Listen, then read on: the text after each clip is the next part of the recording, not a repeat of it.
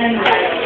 So, wishing you not just more riches and countless blessings, but trusting one another and respect. And more, so in the future, you will become your parents. So, hopefully, magiging maayos, magkakaroon kayo ng maraming blessings, mga anak, at kayo ay gagabayan niyo sila. At katulad ng paggabay na ginawa sa inyo ng magulang. Congratulations, at maging maayos na yung pagsasama. Maging kaya ko yun.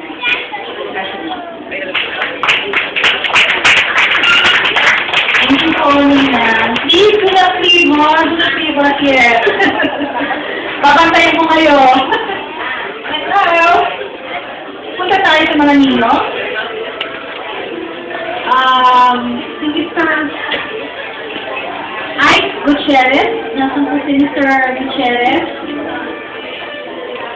Ay.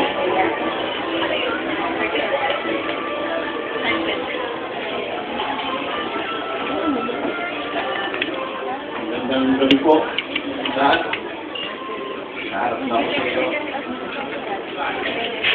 Kung tama pa ang aking alaala, mga 2004 o 2006 lang na katagpo si Vanessa.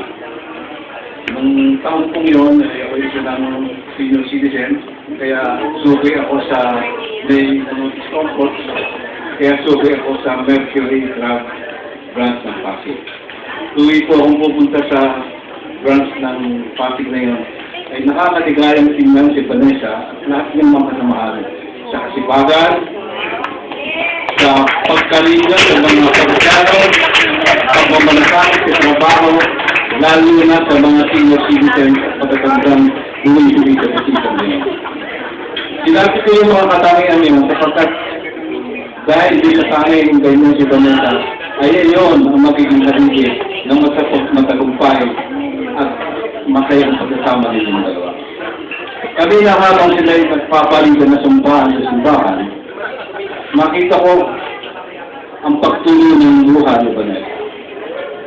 Luha na nangangulugan na magkahalong saya at lungkot.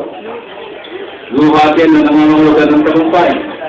Pero definitely luha na hindi nagsasabing si Vanessa ay CBC.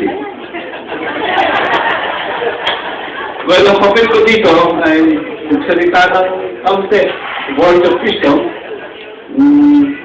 Sabi ko, bakit Word of Wisdom? Sabi nito, kayo ay nakumakanda dito. Totoo.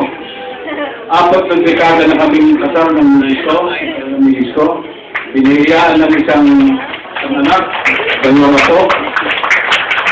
At sa dito naman, 42 years of married life, going through the ups and tumbles of at pagkibaka sa buhay, ay hindi masasabi na ako about marriage.